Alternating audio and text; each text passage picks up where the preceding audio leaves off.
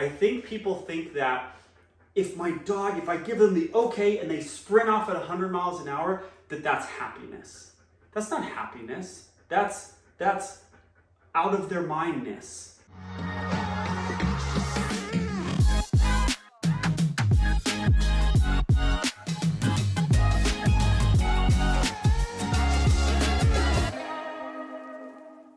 I'm going to talk to you about the doorway method and why I use the cue okay as a release out the doorway, and why I use the same cue, the same release word, okay, for them to be off leash, and the same release word or cue, same thing, it's still a cue, a release word is a cue, okay, to go smell pee while they're on a leash. I'm very specific reasons for using the same, and people in the comments from them are like, why would you use the same cue for the dog off? I'm going to tell you why I do that. And I'm going to use Vivian here, okay? One of the most beautiful and graceful dogs I've ever seen. You should see this dog run. It's weird, actually. She's a crazy weird runner. It's very beautiful. You ready, Vivian? What are you going to do? Okay, guys, here's the first thing. This is, my doorway method is how you solve or greatly reduce pulling on the leash when you're out on that walk.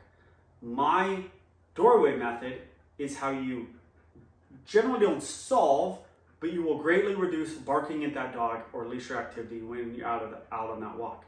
The doorway method starts everything. So the first thing I want you to remember is this leash is gold. What do I mean by that? I've said it before in videos.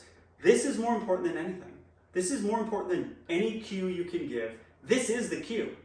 A cue does not need to be a verbal cue or even a hand signal cue. This is the cue. There is no pulling on this thing, ever. I don't know how else to say it. Your dog, you have to wrap your head around that. Your dog can never pull on this. If they do, they hunker down and they go, I'm gonna go smell the pee on that tree. You need to stop and be a tree, or you need to give them a little tiny correction. Remember, they're the ones going. They're the ones leaving you and going. You can just stop. Give them a little tiny correction down into the side, and they go, oh, what's up? And then you go, okay, now go smell that tree. You give them the release or the cue to go do what they want to do. But there's no hunkering down and getting to them. Why, if you're walking down the street and your dog's hunkering down and peeing on that tree, or hunkering down and pulling you as they smell the flowers, why wouldn't they then a block later see that dog, hunker down and pull to that dog? That dog's 10 times more stimulating than that pee is, and you let them do that. Why would they then not do it with the dog? This leash is gold. Forget the cues. Forget talking to your dog so much. Maybe it's because my exotic animal background, where there was a lot of hand signals given, that I came into the dog world and I cut back on the verbal cues, because with marine mammals, you can't give verbal cues. You give all hand signals. Maybe that's why. I don't know why. Or maybe it's just because it felt right to me.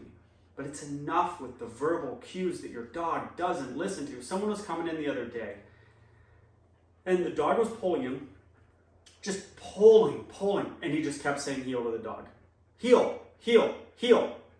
Dog didn't hear him, dog didn't care. So all you're doing when you're giving cues that the dog isn't listening to is your brain is working on saying something, and your brain is forgetting about what you're doing. Because if I talk to you right now, I know as person to person, I know you can hear the words that are coming out of my mouth, so I'm communicating that way. But with the dog, if they're not hearing you or understanding you, your brain is not then working on what you need to be doing on the leash. So just get rid of it. Get rid of the talking for a while. Okay, for walking on the leash. All right, now here's the doorway method.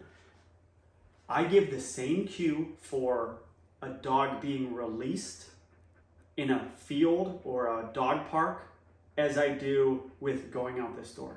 I give the same cue going out this door than I do on a walk when I'm releasing them to go smell a bush. It is the same cue.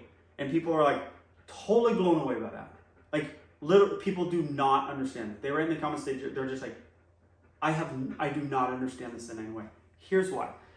Dog gets here and I get them to the door and I do a sit stay. I don't even want her to do it. And she's not even board trained. She's trained before. She's come back for follow-up board training. And I go, okay. And the dog flies out this door while they're on a leash. This is the cue that matters, okay? This overrides my okay. Okay means go out that door calmly while looking at me, because you're on a leash. And there's on leash is the cue that means always know where I am. So I say, okay, dog doesn't know, right? They just got here today. They fly out this door, they hit the end, I bring them back, they hit the end of this leash. They're the ones who flow out a door on a leash.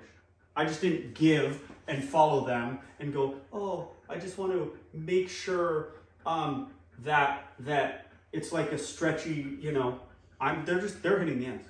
Okay, and I bring them back. Then I do it again and again, and we go on our walks, and we keep doing this over days and days. Then I get down in that pasture, I do a sit. Vivian, this is the slowest sit in the world. Sit. There's our good girl. Stay. Let's say I'm in a dog park. Sit. Vivian. Sit. Good girl. Stay. See, we're in a dog park. And I go. Then I say, okay, exact same cue I give here. You're released. Or stay there. Okay, Vivian. Exact same cue I gave here. And the dog goes like this at a dog park. They go.